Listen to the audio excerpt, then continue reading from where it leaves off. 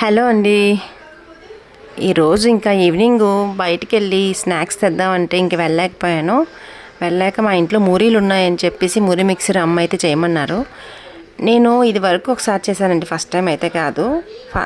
ఇది వరకు చేసినప్పుడు చాలా బాగా వచ్చింది.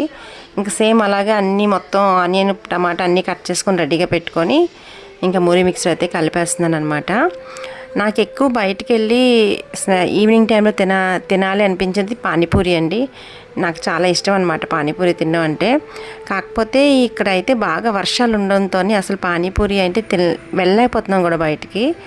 ఇంక ఈరోజు కొంచెం అలా అలా తగ్గిందనమాట వర్షం.